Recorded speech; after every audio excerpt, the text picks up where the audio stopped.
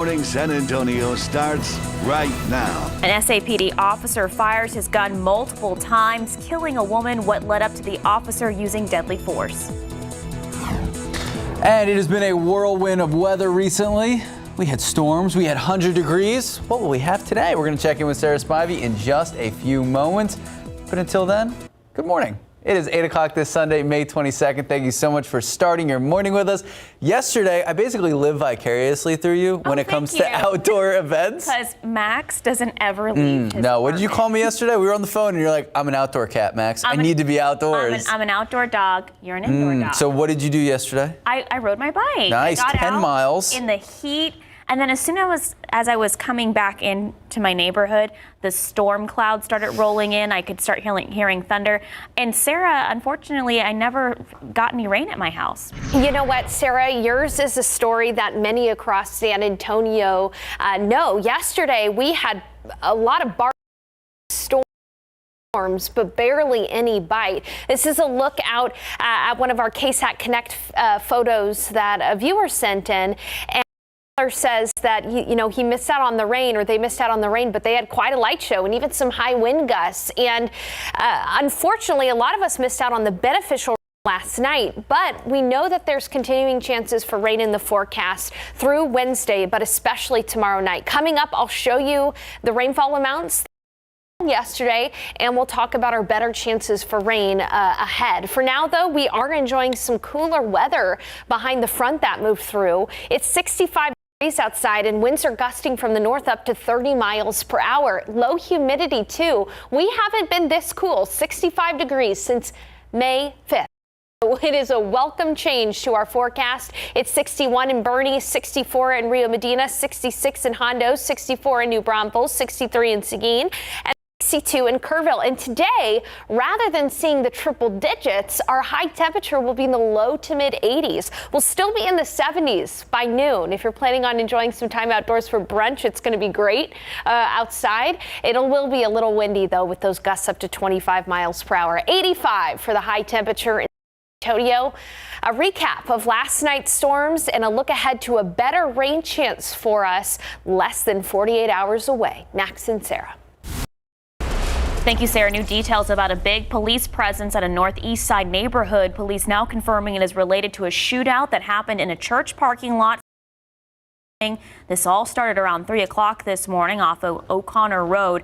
SAPD says 2 police officers were in a vehicle near that parking lot when they driver of another vehicle speeding towards them. That's when someone inside that vehicle started shooting allegedly at those officers. One of the officers was able to turn fire as a suspect sped away. No one was hit by gunfire in the incident. Eventually, police tracked down the suspect's vehicle to a home about a mile away from the church, but the suspect wasn't there. We're told the suspect does not live at the house and that the homeowner is cooperating with police. While officers have not released many details about the suspect, they say they know who they're looking for. Also new this morning, police investigating a man found dead right in the middle of the road on the city's west side. So this all happened in the 400 block of San Ignacio Avenue near North General McMullen and Calabria Road. Police telling us they discovered the body after responding to a call for shots fired. The victim's body found next to a vehicle that had multiple bullet holes. At this time, details are limited. We do expect more information throughout the day, so make sure to stay with us on air and online for those details. Well, a clerk at a Circle K held at gunpoint during a robbery. The suspect did get away, but he was caught on camera. Now Crime Stoppers and San Antonio police asking for your help trying to find out who this is. The incident happened back on May 17th at a Circle K on McCullough Avenue near West Josephine and I-35. Police say the suspect allegedly showed a handgun and pointed that gun at the clerk, demanded money and demanded cigarettes.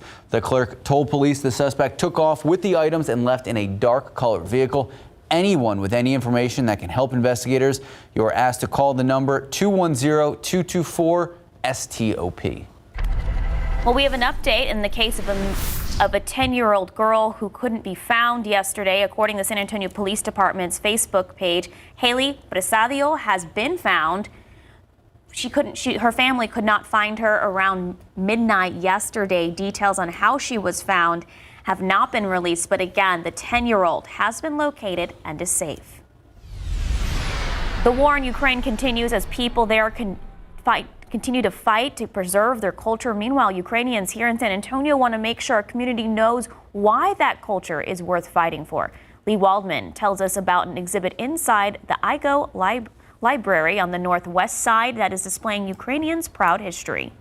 This is my mom. She is in Kyiv. All the time she was in Kyiv. She never left, and she's still there. The photos on display at the IGO Library tell the story of Ukraine. It brings out a lot of feelings, and Olenka Bravo, one of the co-founders of Ukrainian San Antonio. Very difficult to hear her on the phone when the sirens are there.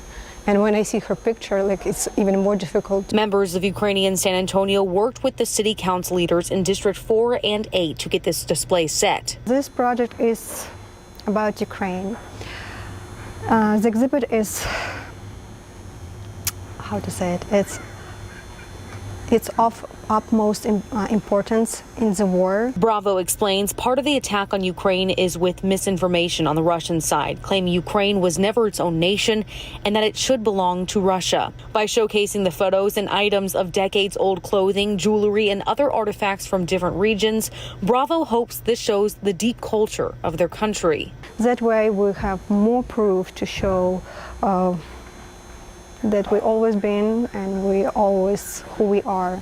Her 9-year-old son Albert says he feels a mix of emotions looking at the display and when talking about Ukraine. I want people to know what it's going through right now, just everything I had to go through. Seeing the picture of his grandmother in particular, Albert's heart breaks. Imagine your parents, your grandparents were every day.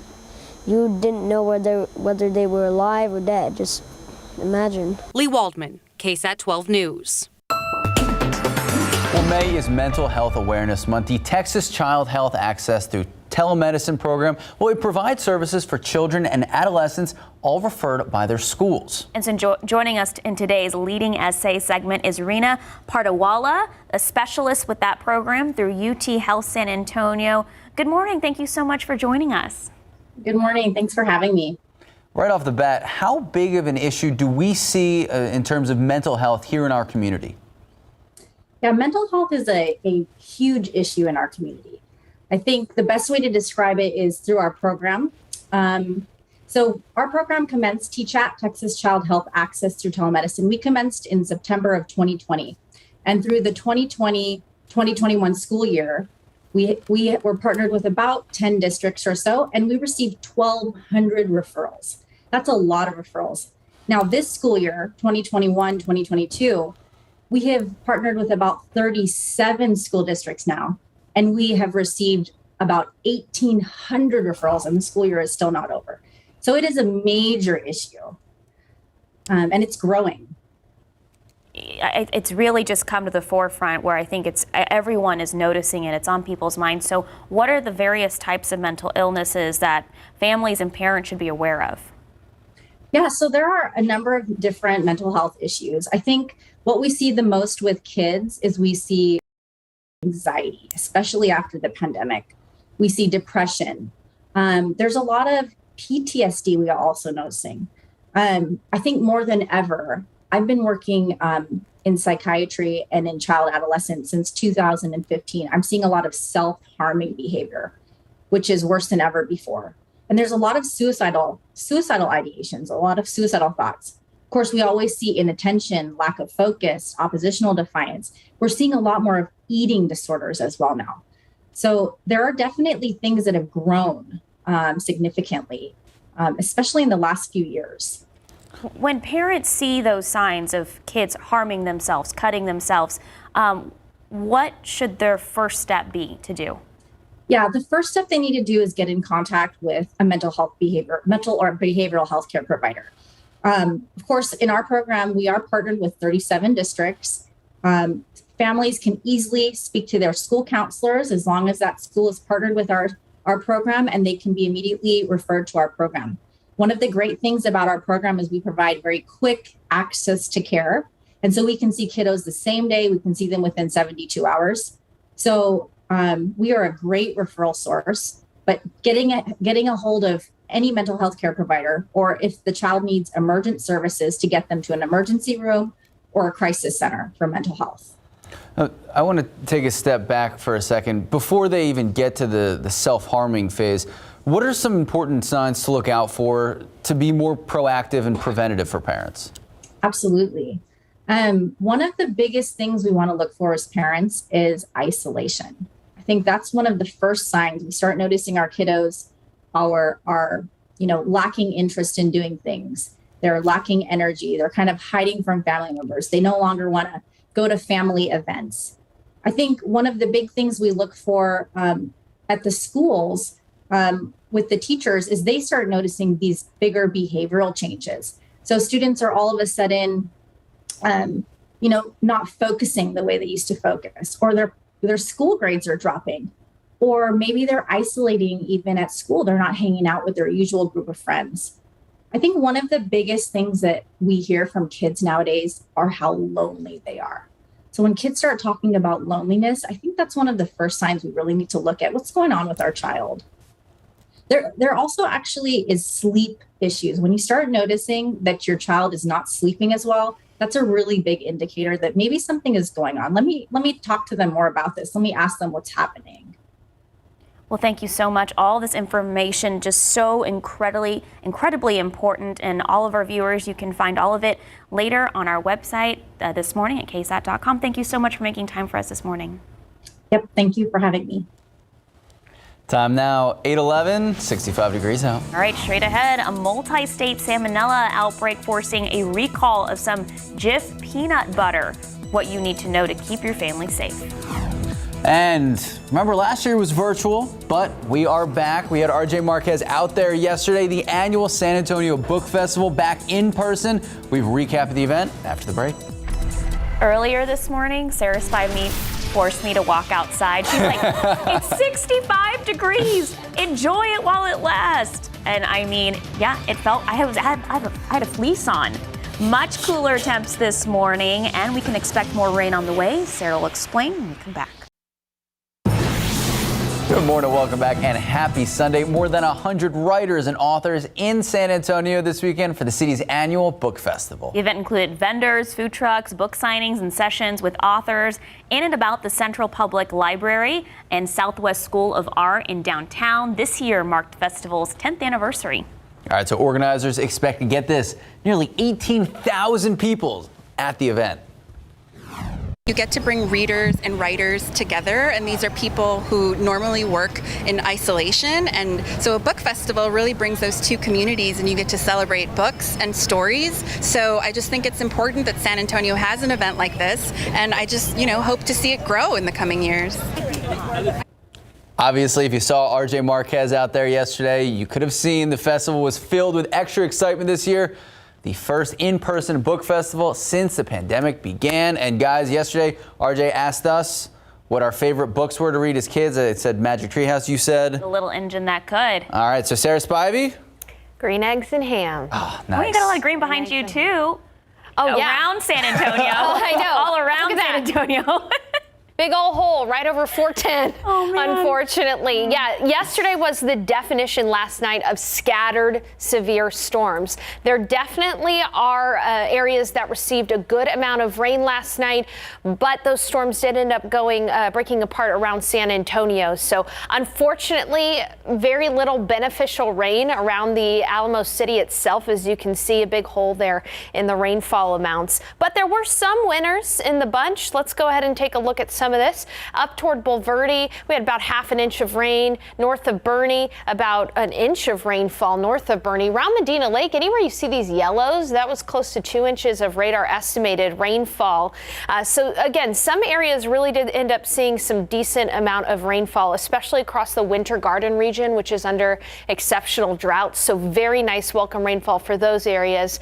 And as we take a look at the radar right now, really, the only thing on the radar is a storm that's in B County, and it's pushing well south of B County as we speak. So if you missed out on the rain, and it was a lot of us, we have better opportunities for rain in our very near future. Tomorrow night, a good chance for some scattered storms, some of which could be on the strong or severe side. So we're going to talk about that coming up in a bit. And rain chances continue in the forecast through Wednesday. Scattered rain is possible Wednesday itself as well. So after we get through tomorrow night's rain chance, we've still got another chance for rain on the horizon. So we're not done with the rain yet. Get your spirits back up. We have the chance for rain through the middle of the week. And it feels really nice outside. I did take Sarah Costa outside during the break there because it's 65 degrees outside. We haven't been that cool since May 5th. And it's dry outside too. Dew points are in the 50s. Winds are gusting up to 30 miles per hour in San Antonio, 30 miles per hour at Port SA, 31 mile per hour wind gust in Castroville, and 25 mile per hour wind gust up in the Hill Country. Elsewhere, we're seeing winds still gusting up to 25 miles per hour in Del Rio as well. And temperatures are very pleasant out there. It's 64 in New Braunfels, 62 in Kerrville, 65 Uvalde, 59 in Rock Springs, 70 in Del Rio, and even colder up in the Panhandle, 45 in Amarillo. There's that front pushing through the Rio Grande Valley as we speak. And throughout the rest of the day today, we're going to be seeing these clouds clear out. We'll have partly cloudy skies in the afternoon, and temperatures, rather than being in the triple digits, we're only going to be in the low to mid 80s today. Yesterday we got up to 101. Today forecasting 85. There will be some areas in the Hill Country that struggle to get out of the 70s, like at Bernie and Bulverde. 85 in Poteet, 84 at Stinson, 82 Seguin and New Braunfels for the day today. Your KSAT 12-hour forecast, again, those clouds hang on through about the late morning hours. Temperatures will still be in the 70s by noon, so it's going to be nice for a Sunday brunch. We'll have northeast winds at about 15 miles per hour today, so it's going to be breezy. In the afternoon, high temperature of 85, and it'll be a mild and relatively cool night with temperatures in the 70s. So back to tomorrow's rain chance in the evening hours. Now, in the morning, we could have some storms off to the west in the morning hours, but those will likely fall apart before they reach San Antonio.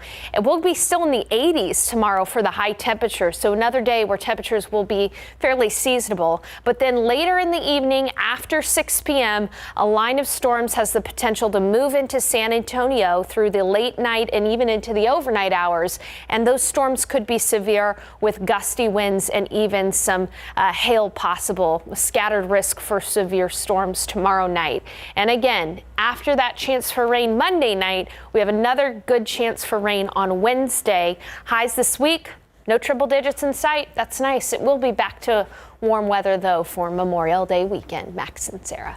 All right, Sarah Spivey, thank you so much. 821, 65 degrees now. All right, still to come, good news for your coffee drinkers or tea drinkers. Oh, tea this morning. They may be good. I saw you that. I never see you do that. They may be good for you more than just a morning pickup. The link researchers say they have seen between the two beverages and two kinds of health conditions. All right, and a big peanut butter recall spreading in parts of the country.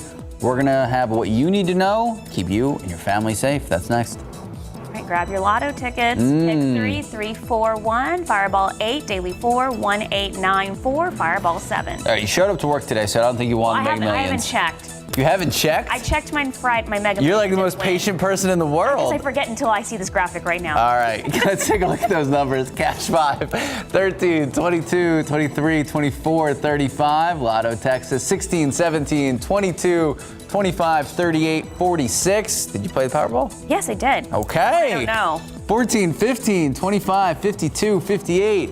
Powerball 11, Power Play 2. Good luck. We'll be right back. Good morning and welcome back. Now to that important recall to tell you about. The FDA investigating a multi-state salmonella breakout that they believed is linked to Jif peanut butter products. So the Jif peanut butter products in question have the lot code number seen on your screen right here. It's on the side as well. A total of 14 people in 12 states have reported getting sick due to the outbreak. 2 people have been hospitalized. Now, the cases have been traced back to the plant in Lexington, Kentucky, and it is operated by J.M. Smucker Company.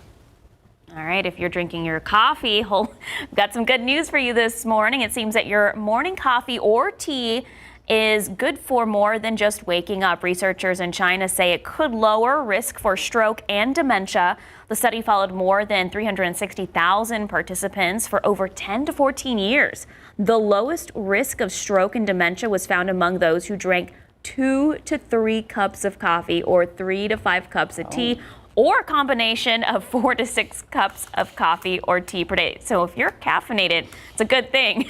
The researchers of this study stress they noticed a link between the two, but stop at saying the beverages necessarily offered protection.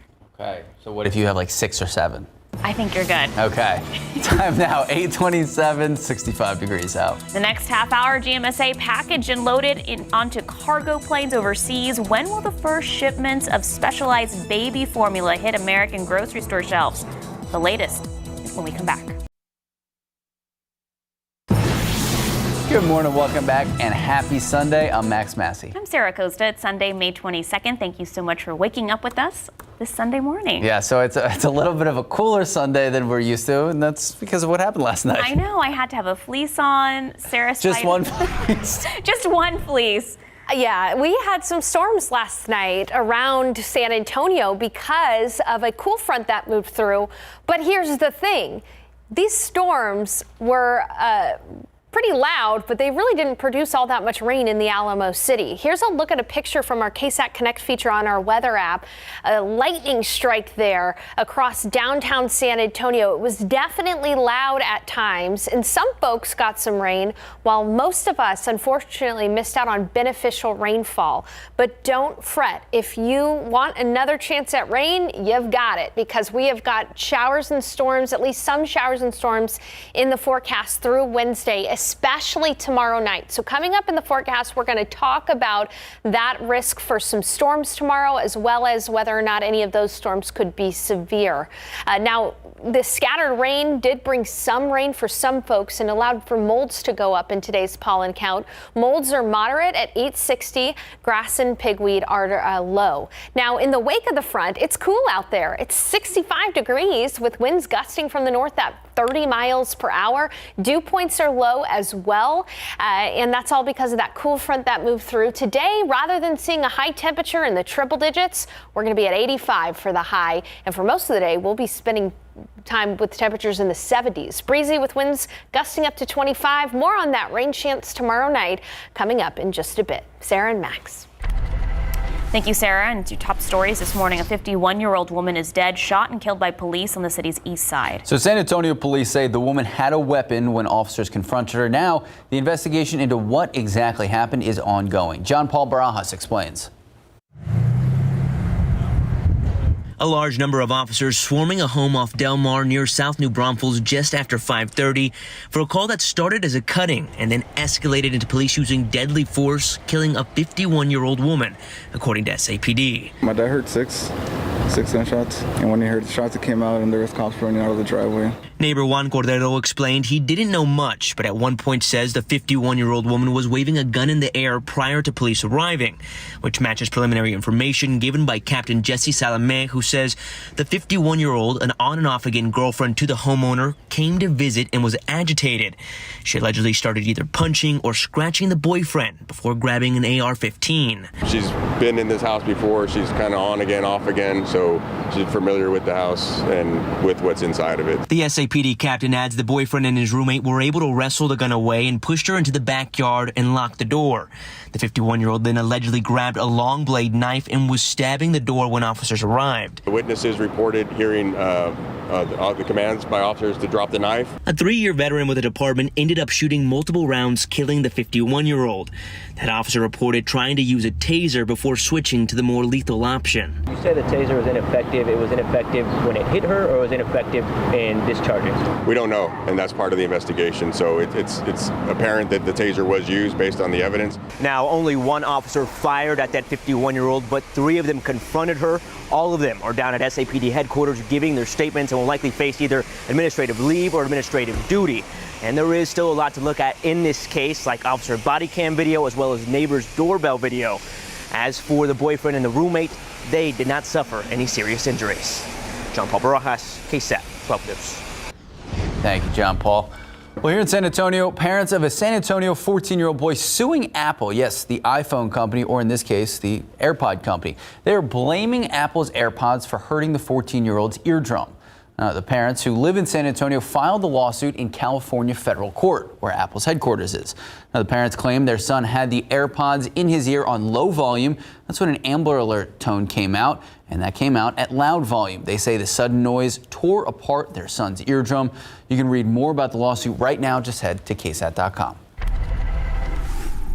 All right, headed to New York. A 30-year-old man is dead after running yesterday's half marathon in New York City. Authorities say the man collapsed after finishing the race, and that's when he passed away. Now, we are still waiting to find out how exactly he died, but New York did experience a record heat wave yesterday. 15 runners had to be transported to area hospitals because of those hot temperatures during the run. Now, to keep cool, 22,000 runners were running through misters and cooling towers. That's what lined the race path. Well, President Joe Biden says he is not concerned about what North Korea may do during his trip to Asia. The president making those comments today before leaving Seoul, South Korea. The U.S. believes North Korea may test a long-range missile while Biden is in the region. President Biden says he's prepared. From there, the president went to the Osan Air Force Base for a tour of its operations center. Afterwards, he boarded Air Force One and landed in Tokyo Air Base in Japan. Well, the first flights of infant formula from Europe authorized by President Joe Biden to relieve a deepening U.S. shortage will arrive in Indiana aboard a military aircraft today. This is a day so many parents across the country have been waiting for. ABC's Karina Mitchell explains. A military plane carrying tens of thousands of pounds of baby formula from overseas is expected today in Indiana. The flight will take off from Ramstein Air Base in Germany. It's the first under Operation Fly Formula. Agriculture Secretary Tom Vilsack will be on hand when that shipment arrives in Indianapolis. We moved a lot of vaccine for Operation Warp Speed. Baby formula, this is probably a new one for us, but we're here to help. You can depend on us, and when you need us, we're there for you. 71,000 pounds of formula on that first flight. All of it is specialized for babies allergic to proteins in cow's milk. The White House says an additional hypoallergenic formula is expected to be flown out in the coming days. Many parents are growing desperate. Kim Anatra hasn't been able to find baby formula for her 5-month-old daughter. Now she's having to transition her to baby food a month early. It's been pretty difficult for us to navigate now that we're literally on our last can. Nationwide data shows an average of nearly 45% of baby formula has run out. President Joe Biden signed a bill on Saturday making it easier for recipients of the federal WIC nutrition program to use their benefits to buy baby formula. The president is also invoking the Defense Production Act after supply chain issues and a voluntary recall at Abbott's main formula-making plant in Michigan triggered the shortages. Abbott CEO Robert Ford in a Washington Post op-ed writes, quote, "We're sorry to every family that we've let down," and says he expects the facility will be able to restart by the first week in June. Karina Mitchell, ABC News, New York. Well, today, back here at home, the Tejano Konjunto Festival on the west side, it is wrapping up. So this is your last day to partake. The 4-day event celebrating 40 years with music and food in Rosedale Park on Dartmouth Street. Organizers believe more than 10,000 people from across the country and internationally will have attended this year's festival. Things kick off this morning, 11 a.m. with Southside High School Student Showcase.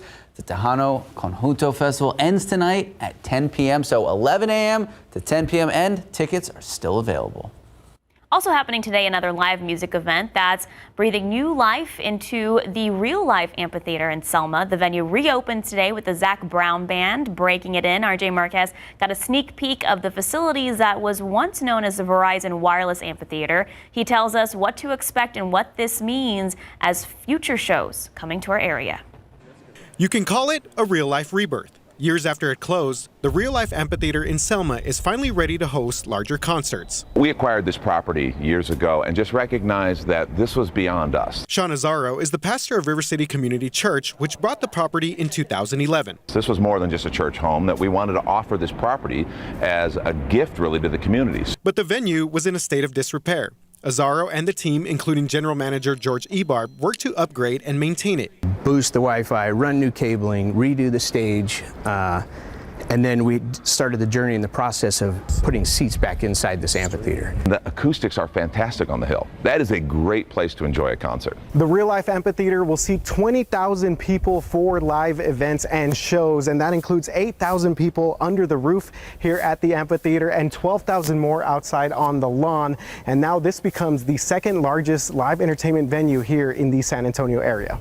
We are one of the largest cities in the country that didn't have an operating outdoor amphitheater of this size. Aaron Zimmerman with the Tobin Center says the amphitheater represents more options for entertainers that would otherwise not stop in our area. More options is better for the people of San Antonio and allows different types of arts to be presented in different places. The first big show is Sunday's Zac Brown Band concert, but it's just the beginning. Festivals, we can do wine tasting events. There's just amazing amount of things that we can do. RJ Marquez, KSAT 12 News. Time now, 8:41, 65 degrees out. Well, coming up, more than 30 veterans show they are up to the challenge and present to them by the Wounded Warriors Project. We'll explain. All right, let's take a live look out at the Alamo City. Ooh, got a shaky camera out there. 65 degrees out there right now. You went outside this morning. Yeah, I was cold because it's. You also wear like 4 jackets in the newsroom. Yeah. What can we expect for the rest of the day and the work week? We're checking with Sarah Spivey in just a few moments. Today, with tensions high across the globe, Martha Raddatz stunning rare access inside the crown jewel of American nuclear defense on a nuclear sub. Plus, no decision yet in Pennsylvania's big Senate race. What happens next? Today on ABC's This Week.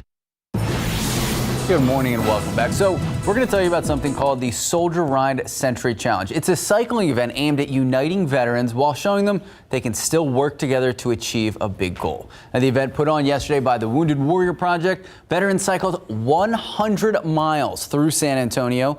Now, this year, 35 veterans joined in on the challenge. It takes up to 8 hours. So for some of those who were participating, it meant so much more than just a bike ride.